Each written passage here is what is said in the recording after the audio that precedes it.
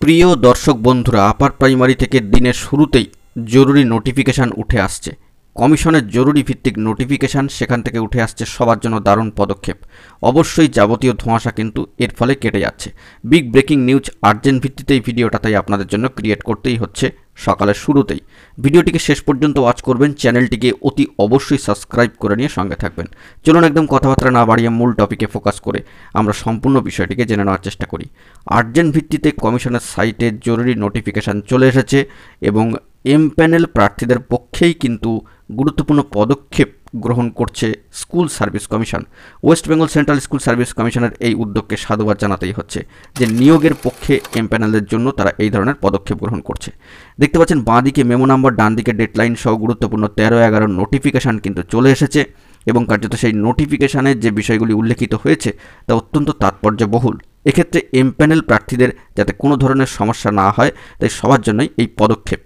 It has been brought to our knowledge that a few candidates are facing problems in joining the schools they have been recommended to because of some aligned errors in their recommendation letters. এইটুকুতেই কিন্তু সবটা স্পষ্ট হয়ে যাচ্ছে যে it has been ব্রট to our knowledge.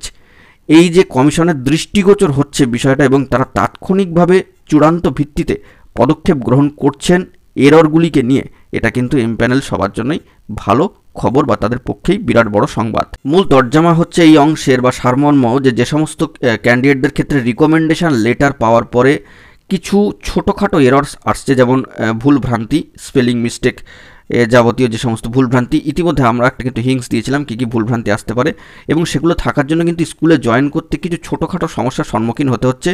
সেইগুলি কিন্তু কমিশনের দৃষ্টিগোচর হয়েছে, অর্থাৎ প্রার্থীরা জানিয়েছেন বা মঞ্চের তরফ থেকে ইনিশিয়েটিভ নেওয়া হয়েছে। তো ওনাদের জন্যই কিন্তু এই নোটিফিকেশানটি সবার জন্য, ওনাদের সবার ক্ষেত্রে। তো কমিশনের পক্ষ থেকে এই বিষয়টি নোটিফিকেশান করে বলা হয়েছে এরকম কোনো ছোটোখাটো এরর থাকলে বা মাইনর কোনো এরর থাকলে ওই রিকমেন্ডেশন লেটারের ভ্যালিডিটি কার্যত কিন্তু নষ্ট হয়ে যাবে না।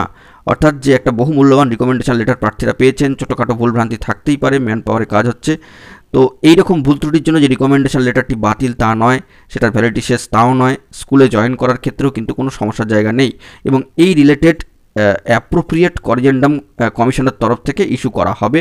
আপাতত এই রকম কোনো এরর থাকলে কনসার্ন ডিআই বা ডিআইএসদের কোনো রকম ডিলে ছাড়াই কিন্তু কমিশনের নজরে আনতে বলা হচ্ছে। অর্থাৎ বুঝতেই পারছেন প্রার্থীদের পক্ষে এই যে ইনিশিয়েটিভ কমিশন নিচ্ছে তা অত্যন্ত গুরুত্বপূর্ণ বড় পদক্ষেপ বলা যেতে পারে। ছোটোখাটো ভুল ত্রুটি কমিশনের দৃষ্টিগোচর হলেই কিন্তু তাৎক্ষণিকভাবে পদক্ষেপ গ্রহণ করা হচ্ছে জয়েনিংয়ে যাতে কোনো ধরনের প্রবলেম না হয়।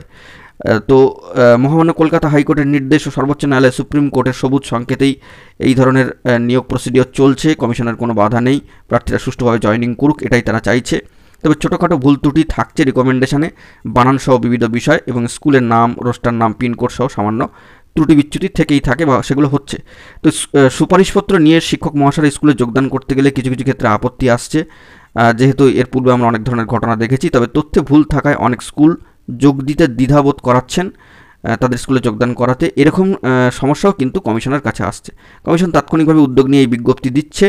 তবে স্কুল বা কোনো ঊর্ধ্বতন কর্তৃপক্ষ থেকে এ ধরনের অভিযোগ এলে সংশোধনী প্রকাশ করা হবে বলে কমিশন জানাচ্ছেন। বিষয়টি নিয়ে সহযোগিতা করার জন্য ডিআই সাহেবদের নির্দেশ দেওয়া হয়েছে। শিক্ষামহলের মতে নিয়োগের সুপারিশপত্রের মতো গুরুত্বপূর্ণ নথিতে কোনো ভুল থাকা কাম্য নয়। যদি এরকম কোনো ভুলভ্রান্তি থাকে তবে বিপাকে পড়তে পারেন শিক্ষকরা। তবে মনে করা হচ্ছে এই ধরনের ভুলভ্রান্তি দ্রুত মিটে যাবে এবং এই যে নোটিফিকেশান, অত্যন্ত গুরুত্বপূর্ণ নোটিফিকেশান, তা কিন্তু কমিশনের ইনিশিয়েটিভ বোঝাই যাচ্ছে। তারা কিন্তু চাইছেন প্রার্থীরা সুষ্ঠুভাবে জয়েনিং করুক। সেই বিষয়টি এখানে উঠে আসলো এবং সেই মর্মে কিন্তু নোটিফিকেশান জারি হলো, একটি বড় পদক্ষেপ। তো দেখা যাক পরবর্তী ক্ষেত্রে কী খবর উঠে আসে। এখন এই পর্যন্ত গুরুত্বপূর্ণ আপডেটগুলি পাওয়ার জন্য চ্যানেলটিকে এখনই সাবস্ক্রাইব করে নিয়ে সঙ্গে থাকুন। ধন্যবাদ।